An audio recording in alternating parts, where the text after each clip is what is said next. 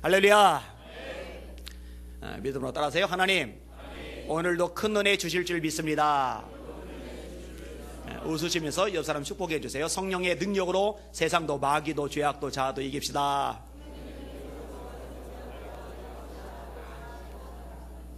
아멘. 그 레오나르도 다빈치 다 아시죠? 아마 모르는 사람이 없을 거예요. 워낙 유명하니까. 이번 뭐 세계적인 화가, 미술가죠. 여러분이 잘 아는 모나리자. 뭐 이 그림보다 유명한 그림은 세상에 없죠. 그 그림을 그린 사람이 레오나르도 다빈치입니다. 그거 말고도 유명한 게 많아요. 다비드상 아시죠? 그 다음에 최후의 만찬하고 최후의 심판하고 이게 헷갈려 하는 사람들인데, 최후의 심판은 미켈란젤로가 그린 거고 최후의 만찬은 레오나르도 다빈치가 그린 거예요. 그 최후의 만찬을 그린 사람. 이 사람은 아주 탁월한 과학자이기도 합니다. 여러분, 비행기 모형을 최초로 그린 사람이 레오나르도 다빈치예요. 대단하잖아요. 이분이 설계도로 그렸던 자전거 모습이 현대 자전거와 거의 엇비슷하다는 거, 이 기가 막히죠. 심지어 그 과거에 잠수함 설계도까지 그렸던 사람이, 잠수함 설계도. 그게 해양학자들에게 지대한 영향을 끼쳤죠. 인체에 대해서도 대단해요. 의학자로서도 아주 탁월합니다. 그러니까 세상에 한 사람이 이렇게 다양한 분야의 천재적인 능력을 발휘할 수 있었을까? 아주 기가 막힐 정도로 대단한 일이거든요. 근데 이 사람이요, 어릴 때는요 참 연약함이 많았어요. 고아라는 이유로 따돌림을 받았어요. 소심하고 소극적인 아이였어요. 게다가 말까지 좀 어눌했어요. 사람들의 눈초리가 두려워서 집에 나가는 것을 싫어했답니다. 그리고 사람들 앞에 서면은 너무 긴장한 나머지 실수를 끝없이 유발했답니다. 근데 이 아이에게 끝없이 위로와 용기를 주었던 분이 있는데, 이 아이의 할머니예요. 이 할머니가요, 집 밖에 나갈 때마다 귀에다 이렇게 살짝 대고 쏙은 그려주는 거예요. 얘야, 너는 무엇이든 할 수 있는 아이란다. 이 할미는 너를 믿는다. 다음날도 같은 얘기 또 와요. 얘야, 너는 무엇이든 할 수 있단다. 나는 너를 믿는단다. 이 할머니의 위로와 칭찬이 이 소심했던 다빈치가 앞으로 뻗어나갈 수 있게 하는 굉장히 큰 도구가 되었다고 해요. 이게 위로의 능력이죠. 하나 더 얘기합니다. 스페인 마드리드에서 한 축구 선수가 교통사고를 당했어요. 근데 심하게 당했어요. 축구화를 신고 필드를 달려야 되는데 이제 달릴 수 없는 처지가 되어버린 거예요. 장래가 유망하다고 언론에서 조명을 했던 그런 선수였는데 그 꿈이 이제 하루아침에 무너져 버린 거예요. 사람들이 무슨 말을 해도 안 들어와요. 위로도 용기도 와닿질 않아요. 근데 이런 걸 많이 알면서도 위로해봐야, 뭐 말 건너해봐야, 용기를 준다고 격려해봐야 귓등장에도 듣지 않는다는 거냐. 많이 알면서도 이것을 아는 한 간호사가 포기하지 않고 위로를 해요. 그리고 한 번은 이제 기타를 하나 자기가 마련을 해가지고, 너무 절망에 빠진 사람이 불쌍하니까 이거 악기라도 좀 뚫겨보면 기분 전환도 된다고 준 거예요. 축구선수가 뭐 기타를 두들겨 받겠어요? 그래도 받았으니까 띵띵띵띵띵띵 하다 보니까 재미가 있는 거예요. 나중에 기타를 연주하게 되고 이제 노래도 부르게 되고 아예 방향을 틀었죠. 이 사람이 홀리오 이글레시아스라는 세계적인 가수입니다. 세계적인 가수. 이 간호사 한 사람의 위로가 절망에 빠져있던 사람에게 새로운 길을 열어준 거죠. 이게 위로가 가진 힘을 잘 보여주는 그런 이야기입니다. 사실 세상에는요, 위로가 필요하지 않은 사람이 한 명도 없어요. 얼마 전에 우리 방황용 집사가 전화를 했어요. 어머니 얘기를 끄집어내면서 막 울어요. 얼마나 마음이 짠하든지. 또 우리 종호 형제가 어머니 얘기를 저한테 전달하면서 위로가 필요하죠. 여러분 많이 위로해 주시길 바랍니다. 질병을 겪을 때 위로가 필요하잖아요. 질병만 위로가 필요합니까? 실패를 겪을 때도 있어요. 사업하다가 실패할 수도 있고요. 시련 때문에 가슴앓이 할 수도 있고요. 직장 생활하다가 정리해고 당해도 역시 위로가 필요해요. 관계의 어려움을 겪을 때도 위로가 필요합니다. 여러분, 가족들이라고 해서 다 친밀하고 사랑이 넘치고 따뜻하고 웃음이 풍성하고 절대 그렇지는 않습니다. 여기가 좀 어려울 때가 있어요. 여기 없죠. 우리도 좀 작은 아이 때문에 약간 집안이 약간 어수선해. 약간. 이 작은 놈이 사춘기를 지났는데 큰 놈 때만 해도 우리 집에 사춘기 없다 제가 선언을 하면은 없는 걸로 지나가는데, 이 작은 놈은 사춘기 없다 해도 이게 안 통해요. 이게 큰 놈은 제가 화를 내면 바들바들 떠는데, 이 작은 놈은요 눈 동그랗게 뜨고 쳐다봐요 저를. 미치겠어요 그냥. 미치겠어요.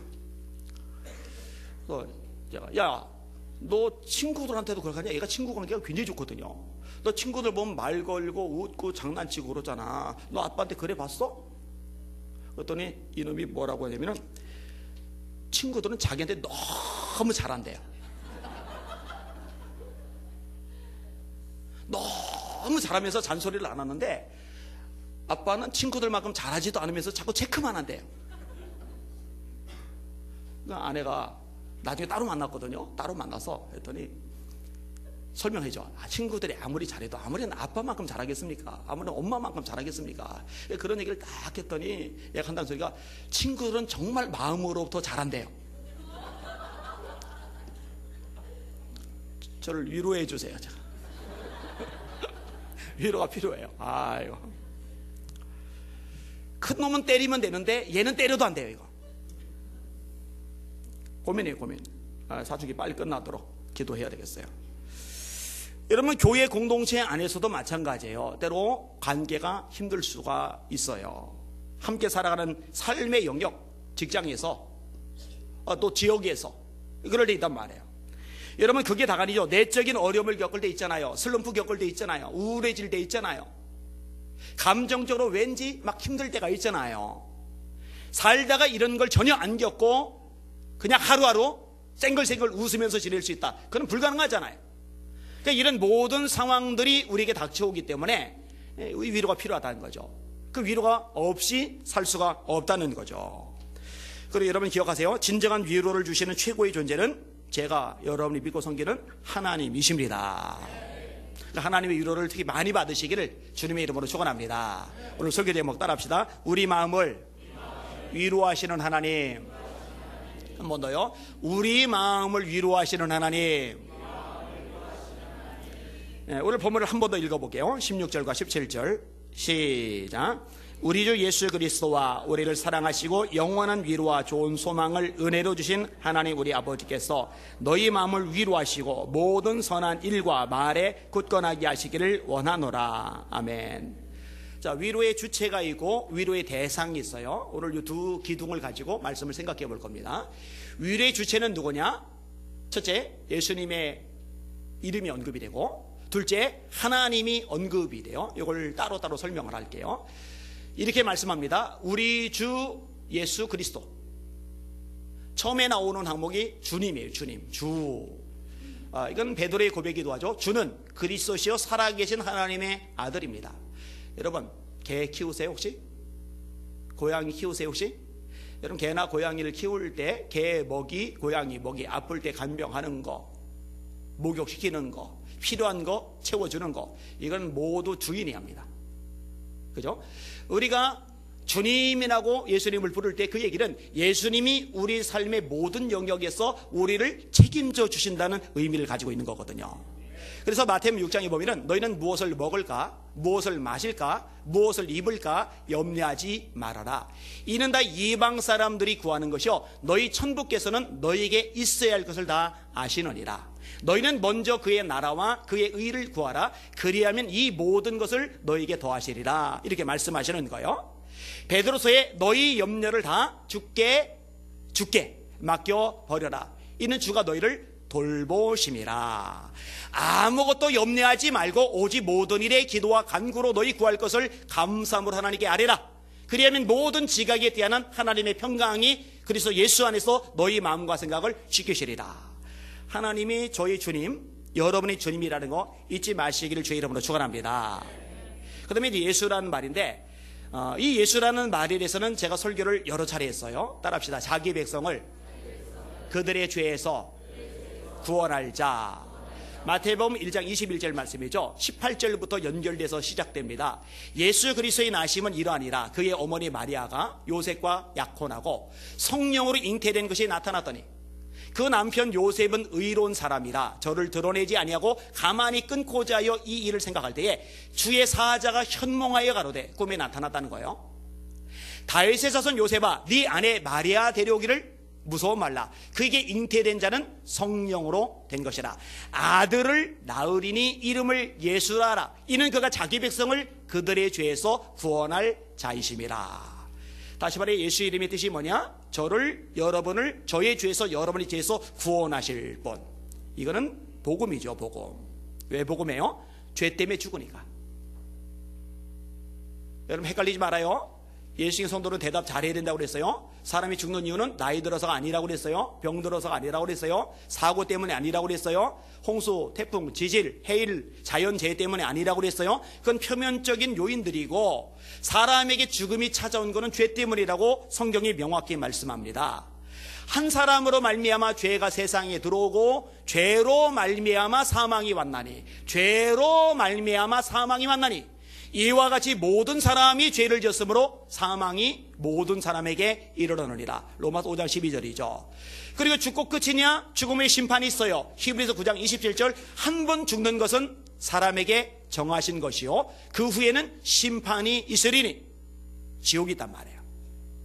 따라서 죄를 해결하지 않고는 죽음을 해결하지 못하고, 죄를 해결하지 않고는 심판을 해결하지 못해요. 종교활동으로 해결 안 돼요. 고행으로 해결 안 돼요. 행함으로 해결 안 돼요. 인간의 수단, 방법, 노력, 선행으로 해결이 안 돼요. 그래서 하나님이 당신의 아들 예수님을 이 땅에 보내신 거예요. 아까 암송시켰던 구절 있죠? 그런 실로 우리 질고를 지고 우리 슬픔을 당하였거늘 우리는 생각하기를 그가 하나님에게 징벌을 받아서 고난을 당한다 하였노라. 그가 찔림은 우리의 허물 때문이요 그가 상함은 우리의 죄악 때문이라. 그가 징계를 받음으로 우리가 평화를 누리고 그가 채찍에 맞음으로 우리가 나음을 입어도다. 우리는 다 양 같아서 그릇 행하여 각기 제 길로 갔거늘 여호와께서는 우리 무리의 죄악을 그에게 담당시키셨도다.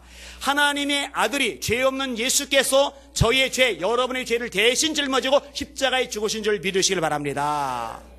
이 죄값을 치르심으로 저와 여러분이 죄싸움 받을 길이 열린 줄 믿으시길 바랍니다.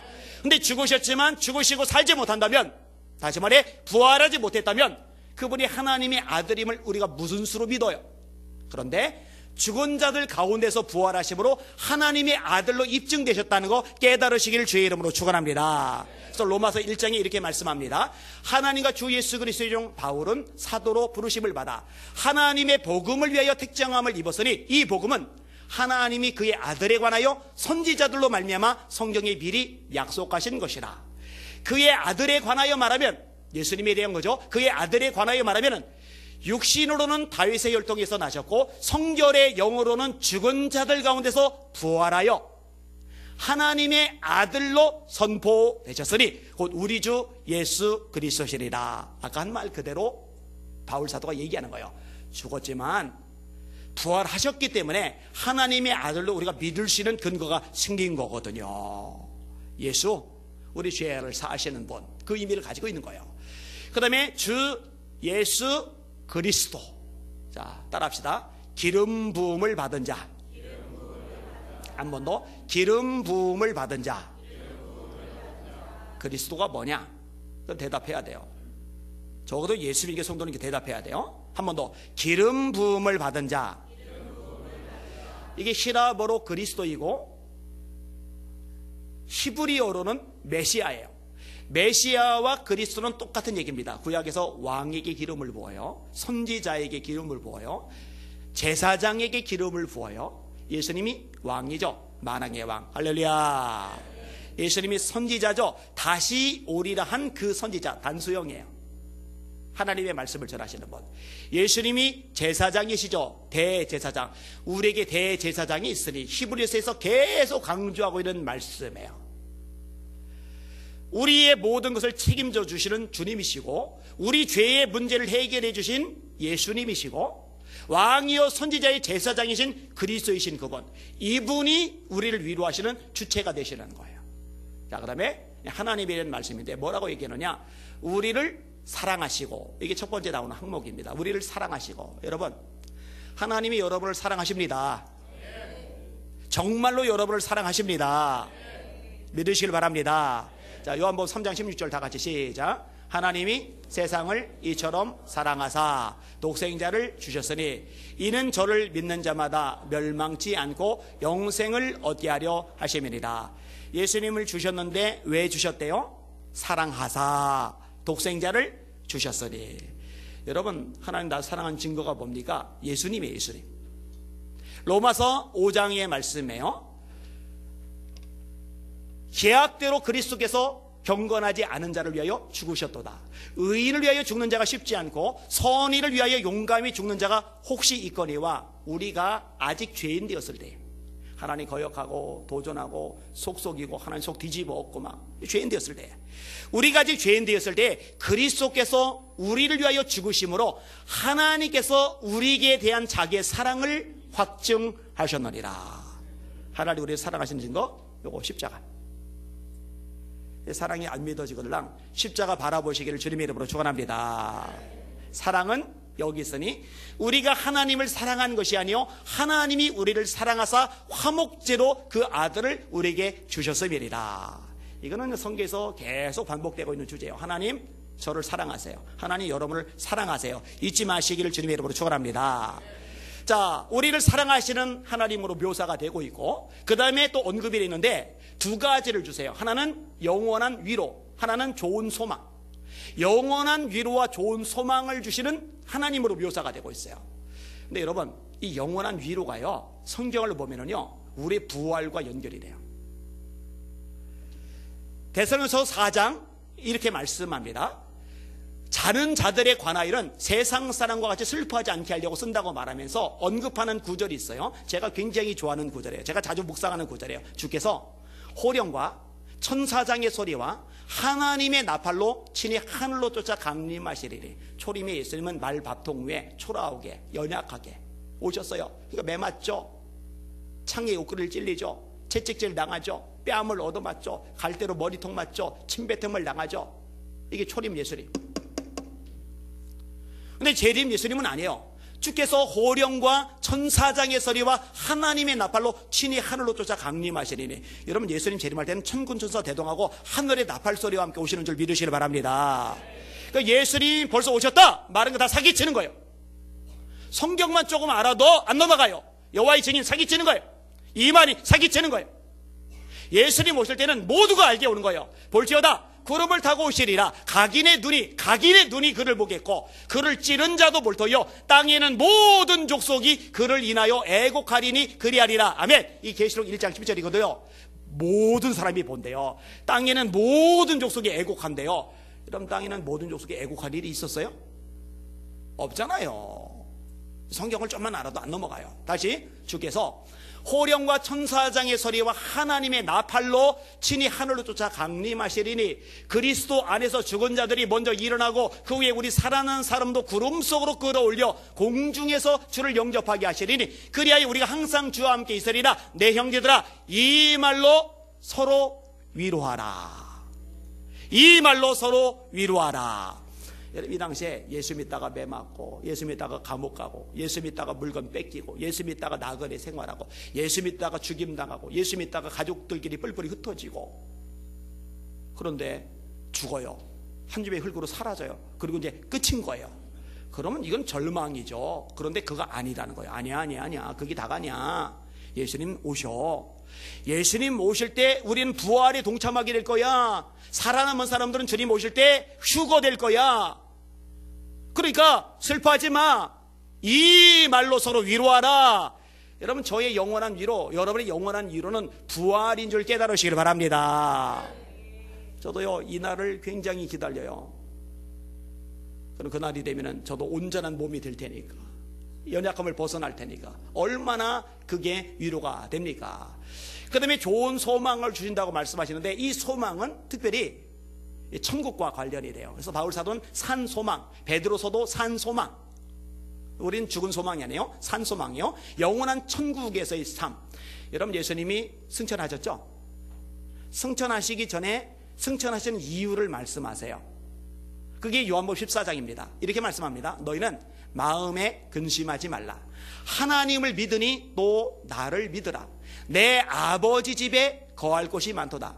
내가 너희를 위하여 거처를 예비하러 가노니, 가서 거처를 예비하면 내가 다시 와서 너희를 내게로 영접하여 나 있는 곳에 너희도 있게 하리라. 자기 집 없으신 분들, 큰 소리로 아멘.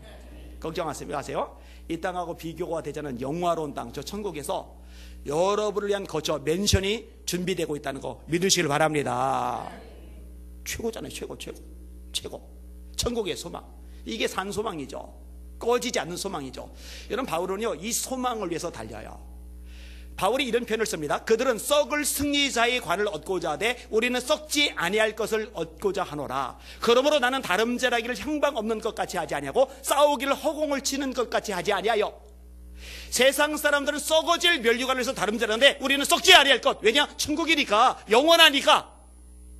이거야말로 좋은 소망이죠. 그것을 주시는 불의 하나님이다, 이거예요.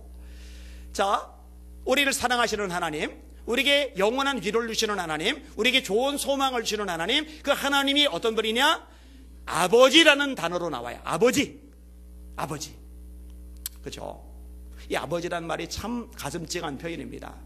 예수님이 주기도문을 가르치시면서 하나님을 부르는데 하나님만 부르라고 하지 않았어요. 하늘에 계신 우리 아버지. 탕자의 비유, 누가복음 15장에 아들놈이 진짜 못돼 처먹었어요. 아버지 시퍼렇게 눈 뜨고 살아계신데 유산 내놔요. 그런다고 또 주는 아버지. 그 받자마자 먼 나라로 가요. 아버지 꼴로 보기 싫다고, 아버지 간섭받기 싫다고, 먼 나라, 옆 동네도 아니고 옆 나라도 아니고 먼 나라. 그것도 뭐 한 달이나 두 달, 아니 한 6개월 정도 준비하고 나가는 게 아니에요. 나갈 준비 미리 하고 있었던 게 틀림없어요. 며칠 못해 간 거 보니까. 사전 계획이 아주 충실한 거죠. 그리고 그 돈, 어마어마한 돈 가지고 먼 나라까지 갔으면 좀 건실하게 사업을 하든지 해서 돈을 불린 다음에 아버지 이자까지 쳐서 제가 갚으러 왔습니다, 이러면 얼마나 멋져요. 허랑방탕하여 마시고 놀고 유흥에 다 써버린 거예요, 그 많은 돈을. 그리고 이제 거지가 되니까 배고프거든요. 나라의 기근까지 드니까 굶어 죽게 생겼거든요. 그러니 돼지를 쳐요. 여러분, 그 당시에 예수님의 설교를 듣는 사람들은 감이 와요. 유대인이 돼지를 친다, 이거는요 더 이상 내려갈 데가 없을 만큼 밑바닥으로 곤두박질 친 거예요. 왜냐하면 그 당시에 돼지는 부정한 동물의 대명사거든요. 유대인들은 돼지 안 칩니다. 양치죠, 소치죠, 염소치죠. 돼지는 누가 쳐요? 거라사에서 귀신을 들린 사람 쫓아냈을 때 그 귀신이 돼지 떼기로 들어가죠. 그 거라사는 이방지역이에요. 이방지역. 그러니까 돼지를 치고 있다. 완전히 굴러떨어진 거죠. 게다가 배가 너무 고프니까 돼지가 오물오물 주워먹는 쥐염 열매로 배를 채우려는데 그조차도 양이 모자라서 배를 쫄쫄쫄쫄 굴어요. 그러니까 굶어 죽을 바에는 아버지에게로 가자는 생각이 드는 거죠. 그런데 아들이라 일컬음 감당할 자신이 없으니까 이 종 중에 하나로 여겨달라고 그게 마음을 먹고서 가요. 종도 안 받아주고 종으로도 안 받아주고 쫓아낼지도 몰라. 아마 떨리는 마음으로 갔을 거예요. 그런데 아직도 까마득하게 거리가 먼데 아버지가 매일처럼 문 밖에 기다리는 아버지가 그 초라한 아들 알아본 거예요. 먼 걸 달려가는 거예요. 이 연로한 노인네가 달려가는 거예요. 그래서 심장마비 걸리면 어떡하려고. 달려가더니 냄새가 나든 말든 행색이 초라하든 말든 그놈이 이전에 잘못을 했든 말든 그냥 부둥켜 안고 종들 불러 모으더니 새 옷을 입혀라, 새실을 챙겨라, 가락지를 끼워라, 소를 잡아라, 우리 잔치 벌이자. 아버지. 효니 녀석이 저한테 그런다고 한들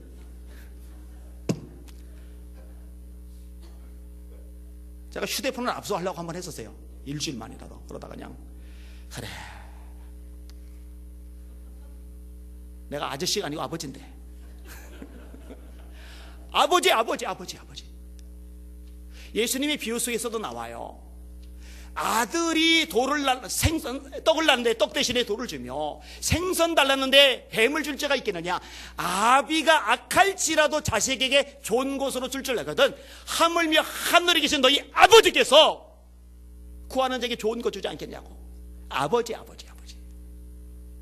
따라합시다. 하나님, 저희 아버지가 되어주셔서 감사합니다. 주 예수 그리스도, 위로의 주체, 우리를 사랑하시고 영원한 위로와 좋은 소망을 주시는 아버지, 이게 우리의 위로의 주체예요. 그럼 위로의 대상은 누구겠어요? 저와 여러분이죠. 저와 여러분. 자, 오늘 본문에 이 부분도 명확하게 언급이 잘 되고 있어요. 우리의 저와 여러분, 이게 위로의 대상이에요. 근데 조금 더 자세하게 표현하면요, 한 가지 단어가 더 들어가요. 우리의 마음이란 게 나와요. 따라합시다. 우리의 마음. 여러분, 사실 위로가 필요한 거는요, 우리 마음이에요. 성경에서 이 마음은요, 굉장히 많이 강조가 됩니다. 여러분, 하나님을 사랑하는 게 첫 번째 계명이잖아요. 근데 첫 번째 계명인데 그 첫 번째 계명의 앞부분에 뭐가 나오느냐? 따라합시다. 마음을 다하고. 그게 첫 번째 나와요. 마음을 다하고, 성품을 다하고, 힘을 다하고, 뜻을 다하여 주 너희 하나님을 사랑하라 하셨으니 이것이 크고 첫째 되는 계명이요. 하나님을 사랑하는데 마음을 다하고. 여러분 지금 여기 예배를 드리는데 마음이 지금 여기 없으면, 마음을 다하지 않고 반쯤 세상에 가 있고 집에 가 있고 가스레인지 불 켜놓은 데가 있고 이렇게 마음이 반쯤 가 있으면 이거는 하나님을 온전히 예배하는 게 못 돼요. 마음을 다하라고 됐으니까. 다한다는 얘기는 여지를 남겨놓지 않는 거예요. 여러분 예배를 때 마음을 다해 예배 드리시기를 주의 이름으로 축원합니다. 하나님을 사랑할 때 마음을 다해 사랑하시기를 주님의 이름으로 축원합니다. 이 마음이 핵심이에요. 잠언의 말씀이죠. 모든 지킬 만한 것 중에서도 내 마음을 지켜라. 생명의 근원이 이에서 나는 줄 알미니라. 여러분 병이 들어도요, 마음이 강하면 병을 이겨요. 실패합니다. 여러분 역사상 위인들 중에 실패 안 한 인물들 있으면 찾아서 저한테 언급을 해보세요. 한 명도 없어요. 단 한 명도 없어요. 루즈벨트, 링컨, 역사적인 인물 다 골라봤어요. 실패를 수없이 경험을 합니다. 그런데 마음이 안 무너지고 마음이 강하니까요, 다 듣고 일어나요. 미움을 사기도 하죠. 공격을 받기도 하죠. 비난 조롱을 당하기도 하죠. 여러분 선지자들이 그랬죠. 그런데 마음이 무너지지 않으니까 까딱이 없어요. 그래서 하나님이요 자주 말씀하시는 대목이 있어요. 따라합시다. 마음을 강하게 하라. 이 말 계속 나오죠. 성경이 계속 이 말씀이 나와요. 마음을 강하게 하라. 담대하라. 마음을 강하게 하라. 담대하라. 하나님이 모세에게도 이 말씀하세요. 여호수아에게도 이 말씀하세요. 다윗이 솔로몬에게 유언하면서도 이 말을 해요. 히스기야도 백성들에게 이 말을 해요. 아사 왕이 선지자의 말을 듣고 마음을 강하게 했다 이렇게 표현해요. 이 마음이 본질이에요. 여러분 병 좀 날 수 있어요. 실패 좀 할 수 있어요. 밑바닥 기어 다닐 수 있어요. 수많은 공격 비방 당할 수 있어요. 마음만 무너지지 않으면요 이 사람 무너뜨릴 존재는 세상에 없어요. 그런데 때로 마음이 힘들단 말이에요. 마음이 지친단 말이에요. 마음에 힘이 다 빠져나간단 말이에요. 그럼 어떡하냐 이거죠. 이럴 때 필요한 게 바로 하나님의 위로인 줄 깨달으시길 바랍니다. 한없이 무너져 나갈 때, 절망 속에 빠져 들어갈 때, 이제는 끝이다라고 마침표 찍어야 될 상황이 올 때, 이제는 손발 다 들어버리고 다 내던져 버리고 싶을 때 하나님의 위로가 우리 마음 가운데 찾아오면은 새 힘을 얻게 되는 줄 믿습니다. 너는 알지 못하이느냐, 듣지 못하이느냐, 영원하신 하나님 여호와 땅끝까지 창조하신 자는 피곤치 아니하시며 곤비치 아니하시며 명철이 한이 없으시며 피곤한 자에게는 능력을 주시며 무능한 자에게는 힘을 더하시나니 소년이라도 피곤하며 곤비하며 장정이라도 넘어지며 자빠지되 오직 여호와를 앙망하는 자는 새 힘을 얻으리니 독수리가 날개치며 올라가 같을 것이요 다른 박쥐라이도 곤비치 아니겠고 걸어가도 피곤치 아니하리로다. 하나님 바라보시고 그 하나님 위로 받으시고 그 위로 때문에 힘을 내시고 일어나 빛을 발하시는 우리 성도들 되시기를 예수님의 이름으로 축원합니다. 얼마나 감사해요. 이런 하나님이 계셔서. 여러분 중에 읽으신 분들 있을 거예요. 제가 단체 카톡으로 이렇게 보내드리니까. 지지난주에 크리스찬 타임즈에 올라갔던 글 읽어드릴게요. 36년 전 교통사고로 팔을 잃었고 이제 잘린 쪽 팔이 너무 약해져서 뼈가 송곳처럼 가늘고 뾰족해졌다. 그 뼈가 안에서부터 살을 찔러댄다. 많이 아프다. 때때로 옷 사이로 손을 집어넣고 주물러대지만 아픔은 가시지 않는다. 통증이 전신을 파고든다.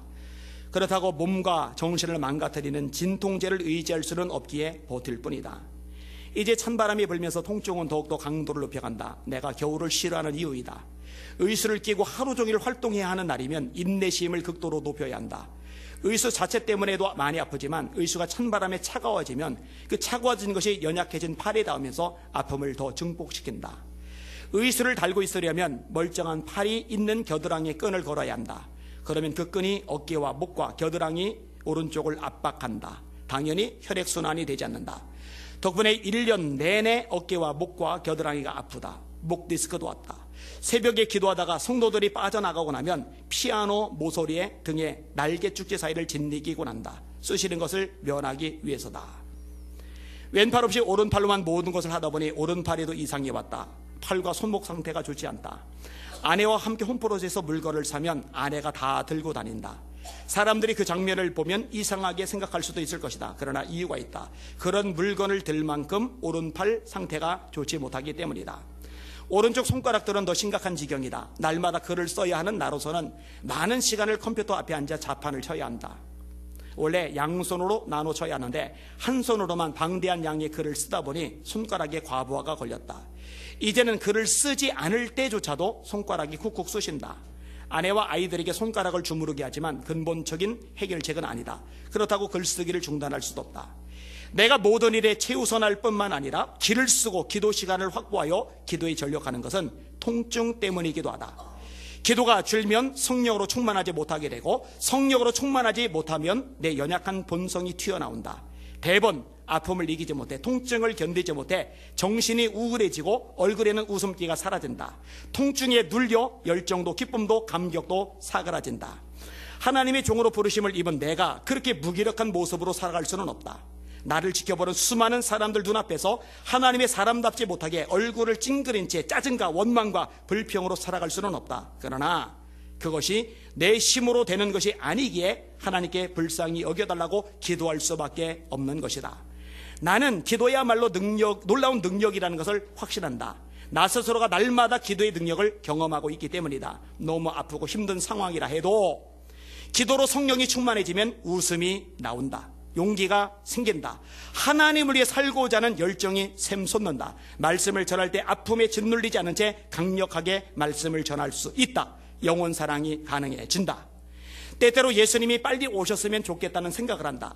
그때엔 내 한계 많고 연약한 몸을 벗을 것이기 때문이다. 저의 위로예요. 부활의 소망.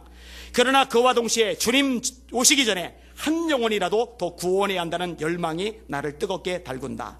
어차피 순식간에 지나가는 한평생을 살아가는 건데 1분 1초라도 낭비하지 말고 주님을 위해 불살라야겠다는 각오를 다지게 된다. 저는 자신 있게 말할 수 있어요. 세상에서 가장 강력한 능력과 힘은 하나님 아버지의 위로입니다. 그 위로를 받아 누리시는 우리 예수 비둘기 성도들 되시기를 주의 이름으로 축원합니다. 때로 외롭죠, 때로 힘들죠, 때로 아프죠, 때로 답답하죠, 때로 미칠 것 같죠. 그러나 우리 하나님은 그 모든 것들을 날려버릴 수 있을 만큼 대단한 위로자라는 거 경험하시기를 주님의 이름으로 축원합니다. 하나님께 받는 위로로서 모든 환난 중에 환난 나가는 자들 위로하게 하시는 이 고린도서 1장 2편이에요. 모든 환난 중에 받는 위로로서 환난 당하는 자들 위로하게 하시는 이, 다시 말해 환난을 당한다고, 어려움을 겪는다고, 문제를 겪는다고, 어려움을, 이 아픔을 겪는다고 이것 때문에 주지 않는 게 아니라 그 와중에 하나님의 위로를 경험하고 그 힘으로 일어나 또다시 절망하고 낙심하는 사람을 거꾸로 위로하게 만드시는 분, 그분이 우리 하나님이라고 성경은 말씀하고 계시는 것입니다. 말씀을 정리합니다. 위로의 주체 우리 주님, 죄를 대하신 예수님, 왕이요 선지자요 제사장이신 그리스도, 하나님, 우리를 사랑하시는 하나님, 우리에게 영원한 위로를 주시고 좋은 소망을 주시는 아버지, 그분이 위로의 주체, 위로의 대상은 저와 여러분의 마음. 위로하시는 하나님의 위로를 여러분의 마음으로 받아들여서 날마다 웃음꽃 피는, 그리고 힘을 내서 일어나는, 그리고 당당하게 어깨 펴고 이 세상 한복판 걸어나가는 능력의 아들, 딸들 되시기를 예수님의 이름으로 축원합니다. 축원합니다. 축원합니다. 마지막 따라합시다. 설교 제목, 우리 마음을 위로하시는 하나님. 아멘. 기도합니다.